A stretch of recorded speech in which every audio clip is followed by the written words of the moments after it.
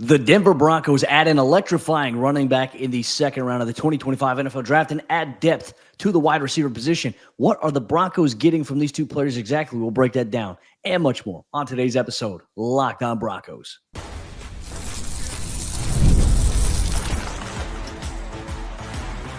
You are Locked On Broncos, your daily Denver Broncos podcast. Part of the Locked On Podcast Network, your team every day.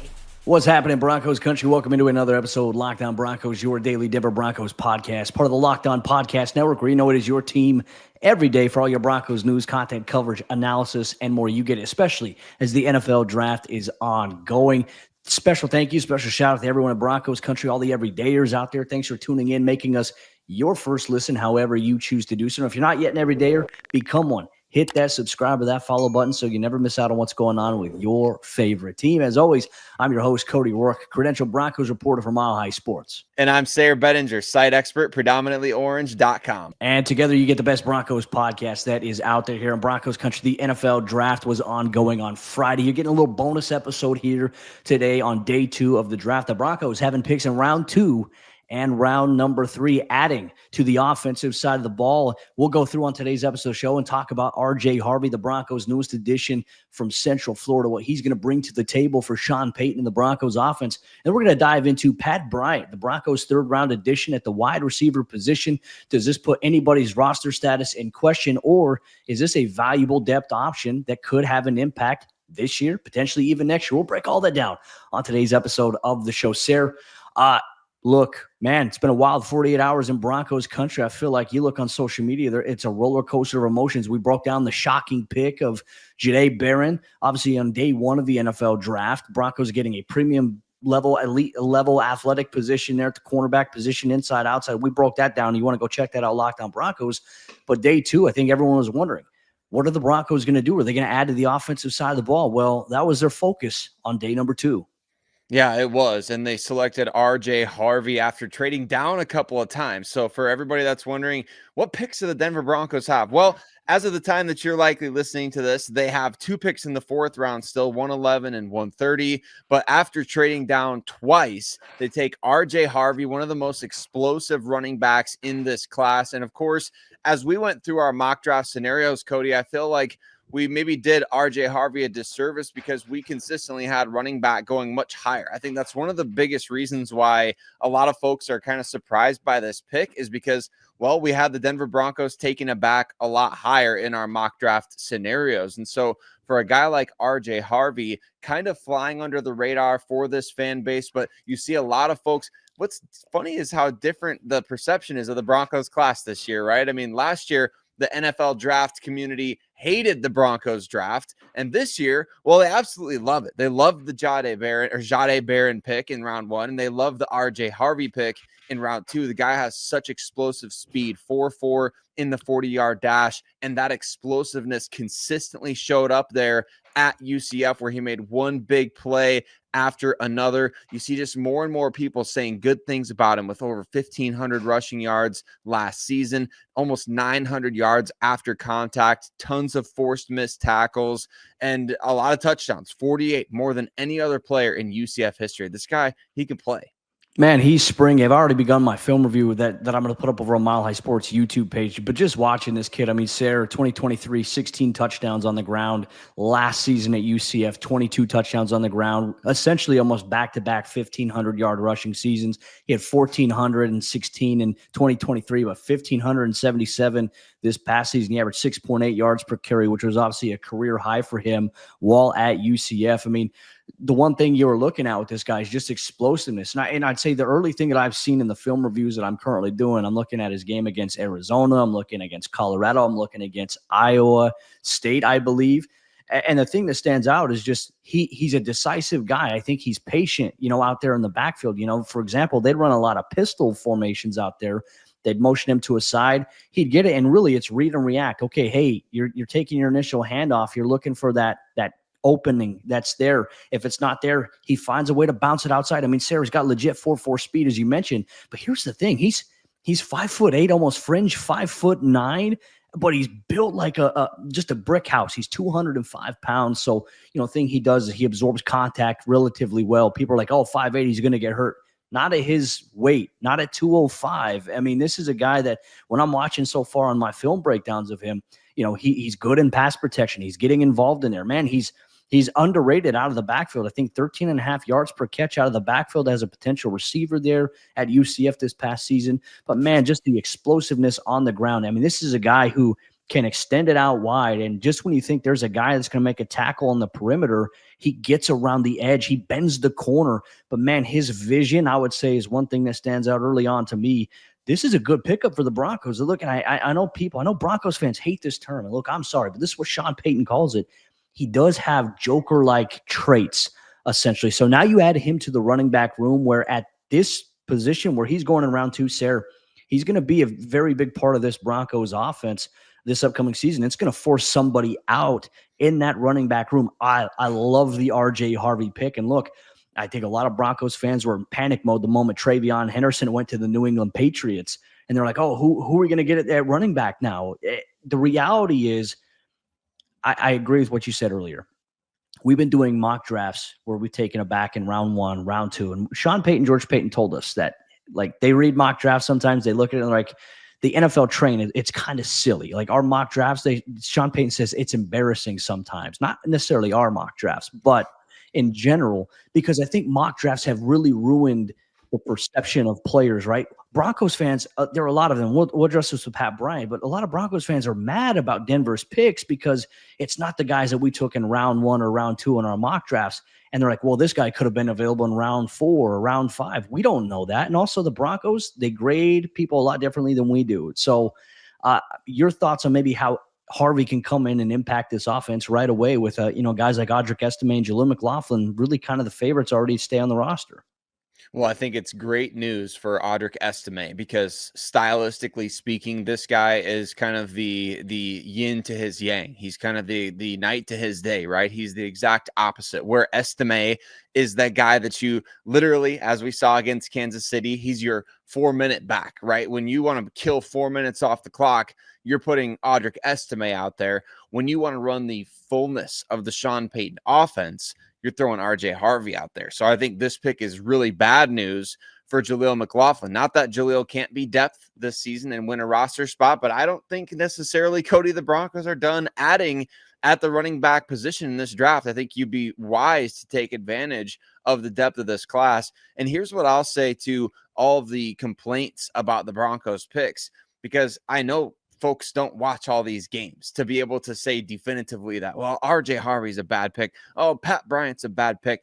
Here's what I would say. If you ain't watching the games, then you don't get to complain, right? That's what I'll say right there. You don't get to complain about a player just because you don't know who he is, just because you didn't put him in your mock drafts. Eat a slice of humble pie, go watch the guy, and go take an optimistic viewpoint of why an actual NFL front office drafted this player to be on a team that was just in the playoffs and won 10 games. Maybe, just maybe, they know more than you do. Now, NFL teams, they don't always get it right, but you know what? I think Sean Payton has earned the benefit of the doubt. This is definitely, we saw the NFL Network guys. I heard them compare this pick to Darren Sproles. I saw Trevor Sikkema, longtime draft experts, say he's this year's version of Bucky Irving. So you get a guy who compares favorably to a number of players who could be jokers or have been jokers in Sean Payton's offense.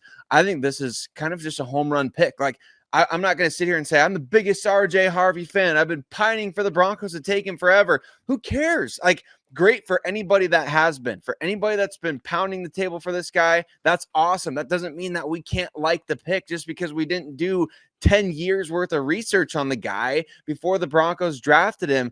And I think this is a great pick. And I think this is a perfect fit for the offense. You know, my saying and my motto is always this, you can be cautious and I think you can question the pick. I think anyone can have questions about whoever the Broncos pick, but you question without condemning it at first. At least know what you're talking about, because a lot of people are saying, "Oh, this guy, he's terrible. Why did they get this guy?" There's a reason, and it's not always stats. It's not always numbers. It's, what does this guy do off the field? What does this guy do in terms of the little details of his job? Like if he's a running back, how is he in pass protection? How is he in terms of ball security? How is he in terms of being able to just see the hole and hit it and be able to get north-south quickly versus running east-west? Like, there's little things like that. There's also, just the other intangibles, that, like other positions. Is this guy a willing blocker? Is he willing to get dirty? Does he shy away from contact? Like there's different positions have different questions. It's okay to question it, but don't condemn it until you've done the research and maybe see exactly what the Broncos are maybe adding into the mix here. I think RJ Harvey is going to have a day one impact here for the Broncos. And I like what you mentioned. If Audric Estime can be that guy that wears down a defense with his physicality, and now you bring in a guy like RJ Harvey, who is physical himself, but man, he's got that 4.4 speed where he could just gash a tired defense. The recipe is there. It's there. Can the Broncos make it come to fruition? That's the $1 million question. Look, Broncos country, we're not done yet. We're going to break down the Broncos' third-round pick, Pat Bryant, why the Broncos decided to get him. It's not because of size. It's not because of speed. It's because of the intangibles and what he brings to the depth of that position. We'll break that down much more here on today's episode, Locked On Broncos. Today's episode of Locked On Broncos is brought to you by Amazon Fire TV Stick 4K. Did you know that your Fire TV is also an Xbox? I know, it's crazy, right? Turn any TV into your gaming and entertainment hub with Fire TV Stick 4K devices. No console required. Just grab your paired controller, subscribe or sign into Xbox Game Pass Ultimate with EA Play included, and you're ready to go. You can dive into hundreds of premium titles, including our favorite EA Sports College Football 25 to Call of Duty, just as easily as you stream your favorite shows. And you know what's great is that you don't need an Xbox console in every room to jump into your favorite Xbox titles, right? You can just park in front of your TV, get it done that way, no matter what room you're in, whether it's the bedroom, the living room. If you got a TV in your bathroom, you can play the Xbox in there. Well, take it with you wherever you go, whether it's hotels, Airbnbs, you're on the road, you're on the go. Take your favorite titles with you to be able to set up anywhere that's convenient for you, where you can game with your friends, all on the Amazon Fire TV Stick 4K. So head to Amazon.com/Fire TV Locked On to get started. Xbox Game Pass, Ultimate subscription, and compatible controller required. Available on select devices, including Fire TV Stick 4K, second generation, Fire TV Stick 4K Max, first and second generation, and Fire TV Cube, third generation. Today's episode of the show is also brought to you by our friends over there at FanDuel. And as you'll know, FanDuel, they are America's #1 sportsbook. And right now, the NBA playoffs, they are in full swing. And every night delivers highlight-worthy performances, major momentum shifts, and can't-miss moments. Whether it's a game-winning shot or a breakout player, there's never been a better time to get in on the action. And FanDuel makes it so easy to stay in the game, right? Before tip-off and live during the game with player props, performance trends, and same-game parlays. I mean, fans, they just have more ways than ever to play smart and to win big. And what you can do is, if your favorite players are showing up in some big moments, I mean, you can track those trends to build up your next bet. Or what would it look like if you combine some maybe live prop bets mid-game based on how the action is unfolding? You can do all of those things within the FanDuel app, including maybe a $200 in bonus bets, adding to the excitement if your first $5 bet would hit. New to FanDuel? Well, it's the perfect time to sign up. Head to FanDuel.com and place your first $5 bet. If it wins, you'll get $200 in bonus bets. Make every moment more with FanDuel, an official sports betting partner of the NBA. The Denver Broncos added some playmakers for Bo Nix. Unfortunately, it just wasn't exactly who everyone in Broncos country had anticipated. We talked about RJ Harvey, the running back, coming in through the second round, but maybe the biggest sleeper of all throughout this entire draft, could be the most polarizing pick, is going to be third rounder Pat Bryant, the wide receiver out of Illinois. Cody and I are going to tell you exactly what this guy brings to the table on today's bonus coverage here, Locked On Broncos. And Broncos country, thanks once again for making us your first listen of the day every single day. You know your boys, Cody and Sayre. No matter what time zone we may be in, we're going to have you covered with all things Denver Broncos, especially surrounding the NFL draft. Cody, let's talk about Pat Bryant, the number one prevailing theme that I saw from Broncos country after this pick was made was massive reach. Definitely could have traded down to get this guy, not an elite athlete, all sorts of things. But the Broncos, when you look at that war room after they made this pick, they were very excited about getting this guy. So let's talk about this selection. Pat Bryant, 74th overall out of Illinois. Yeah, look, I think Sean and George have been very vocal up front all along, right? First off, Sean with Kay Adams right before the Super Bowl saying, we love our wide receiver room more than people think. I asked the question in the pre-draft press conference about that, and he reiterated it. We love the receiver we took 2 drafts ago. We love the 2 guys we took in last year's draft, and we may add to this position. We certainly are, whether it be in the draft, whether it be in free agency after the draft. They believe in adding to this room. But here's the thing, Sayre, and look, it's not the shiny name. It's not the Emeka Egbukas. It's not the Matthew Goldens. It's not like the normal names like the Jaden Higgins that we've done in mock drafts. And this is where I just think the mock drafts have really ruined our ability to separate, like, okay, hey, these are just projections. There's nothing concrete about that this guy's going to go here or this guy's going to go here. Nick Emenwari was a projected first-round safety. Guess what? He goes in round number 2. So it just goes to show that you can't just be on this NFL train of thought all the time. So for the Broncos, people are saying, well, this guy's not an elite-level route runner. He's not a guy that's got speed where he can separate. Sayre, that's not why the Broncos drafted him here. And look, I think you look at the writing on the wall. Okay, they have right now, they've got Courtland Sutton, who's what they believe is their premier guy, their number one guy. Marvin Mims, they love what he's done. They've added Evan Ingram to the tight end position, that joker role there. But then they expect big jumps here from Devon Vele, from Troy Franklin. But the role of this is, okay, people are like, well, the Broncos don't have speed. The Broncos have 2 players, Sayre, that have speed. You got Marvin Mims at 5'11", a downfield, long stretch type of guy that you want to throw deep moon balls to. You love that with Marvin. But then Troy Franklin's also got Marvin Mims-like speed, but he's 6'2", right? So it's more, hey, can we stretch him across the middle of the field? Whereas you look at Courtland Sutton, Evan Ingram, size, athleticism, explosive playability.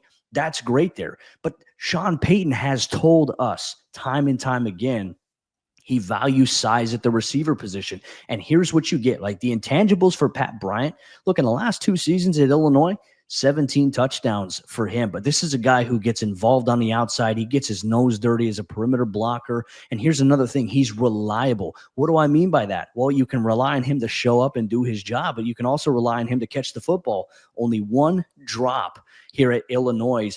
And I think you look at the relationships, Sayre, Jim Leonard, a couple years ago, he was an analyst after he had, I think, hip surgery there. He was an analyst for them before he joined Sean Payton's staff.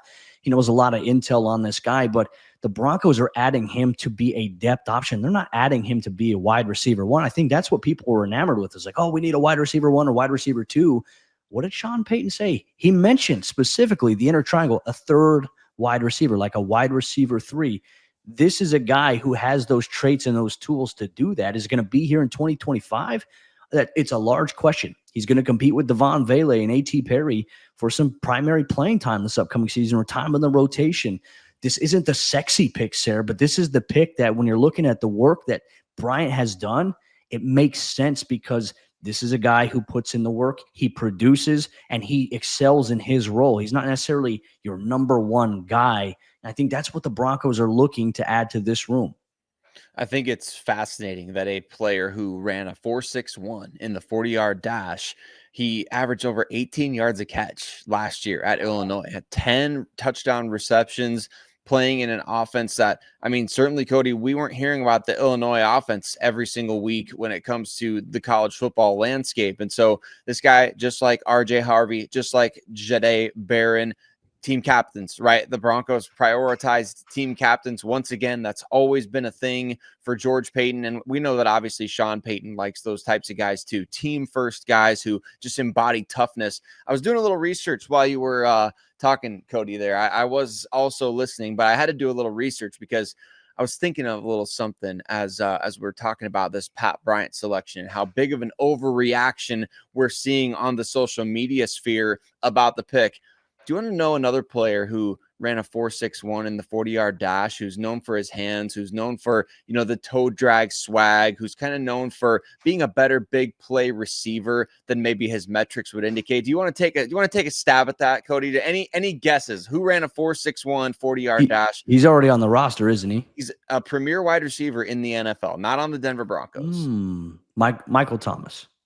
Not Michael Thomas, but Amon-Ra St. Brown. I will raise you from Michael Thomas, and Amon-Ra St. Brown ran a 4.61, nearly identical RAS score to that of Pat Bryant at Illinois. Am I going to sit here and say the Broncos just drafted the next Amon-Ra St. Brown? No, I'm not going to say that. But what I am saying is that you drafted a dude who everybody who actually watched him play said, guy's got incredible hands, toughness, he's physical, team captain.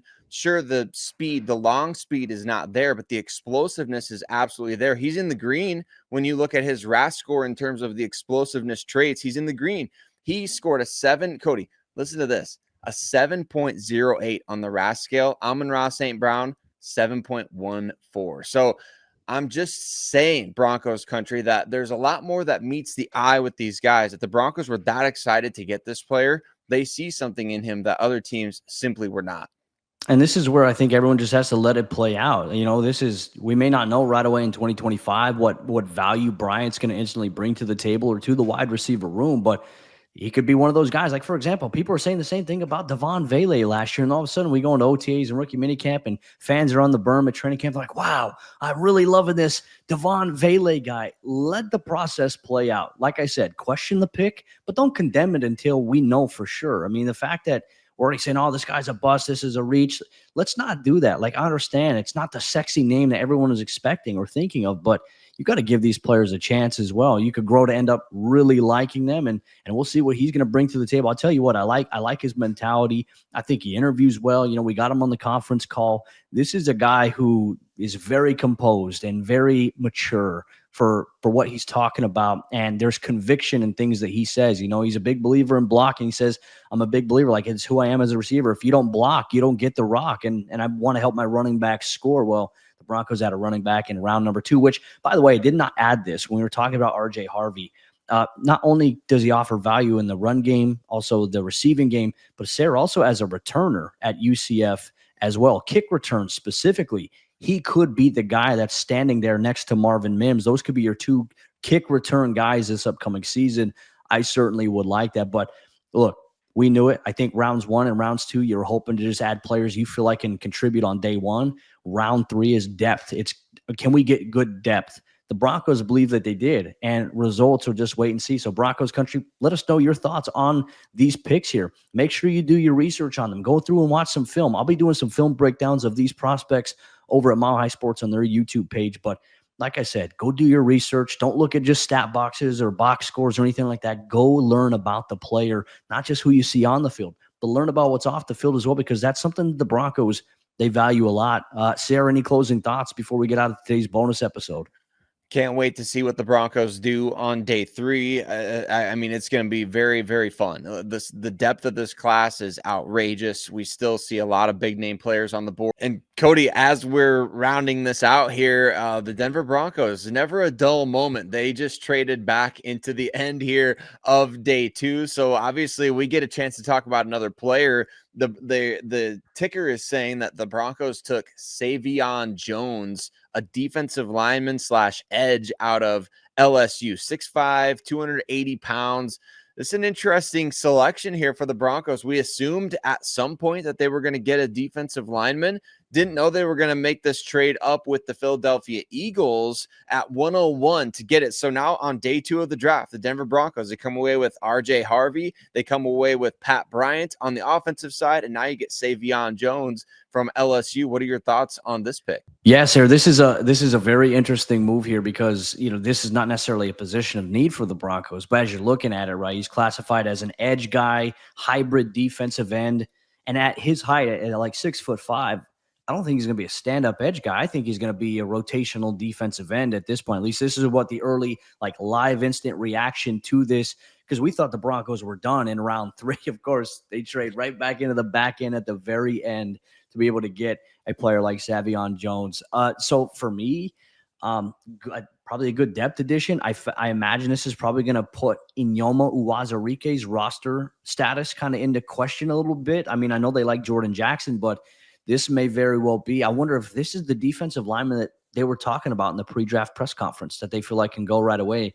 You look at his numbers at LSU, 2021, nothing really appeared in three total, games there. 23 overall, 23 total tackles in 2022, 4.5 sacks, 32 tackles in 2023 with 2.5 sacks. And then in 2024, 40 tackles, 19 of them solo, 2 passes batted at the line of scrimmage, 4.5 sacks and 2 forced fumbles. So imagine at this point, this is a guy who's probably going to factor in as maybe kind of like what Dondre Tillman did, but I imagine more so this is a defensive end rotational piece more so than it is an edge rusher on the outside.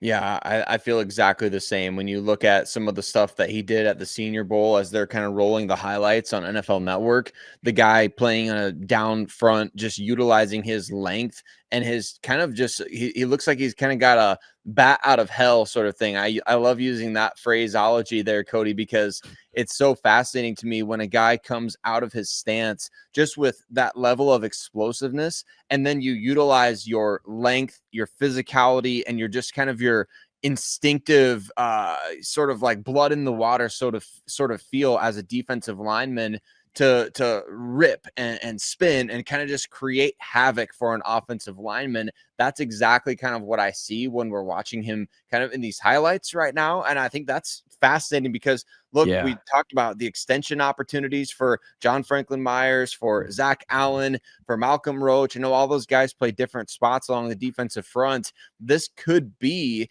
potentially that longer term look for somebody like John Franklin Myers if the Broncos don't end up giving him an extension.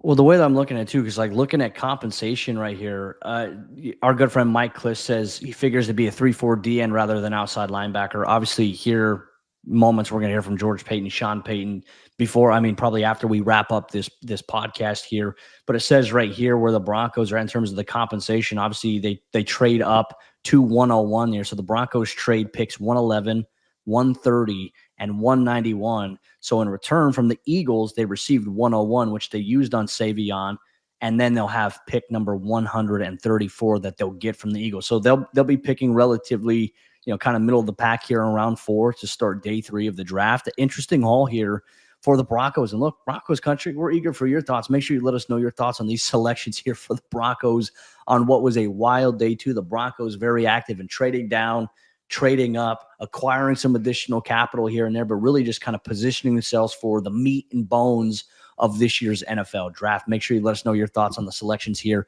for the Broncos. RJ Harvey, Pat Bryant, and now Sai'vion Jones, who might make this connection as well, Sayre. Jamar Cain was with LSU in 2021, so he knows probably a lot about Sai'vion Jones in terms of maybe being probably his biggest advocate to go out and get him. So I find that to be interesting.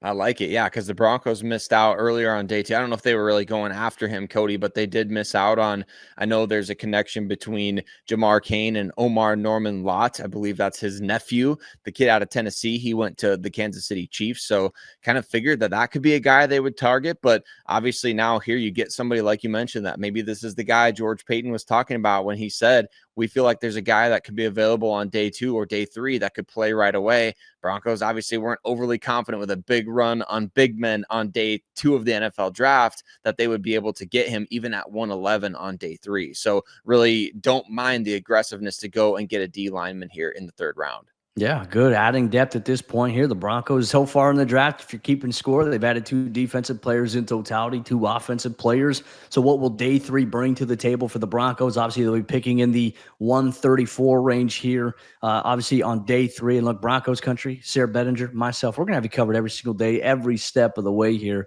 as it pertains to the Broncos building out the back part of their roster now with the final pieces of the NFL draft, undrafted rookie free agency, and then setting their roster going into OTAs and training camp. Broncos football is almost here. So make sure you let us know on your thoughts on the Broncos haul that they've got here in day 2 of the 2025 NFL draft. But with that said, Broncos Country, to wrap up today's episode here, Locked On Broncos. We appreciate all the everydayers out there. Thanks for making us your first listen. Sayre Bedinger, myself, we got you covered for all the recap of the NFL draft and more here in the next couple of days. Locked On Broncos.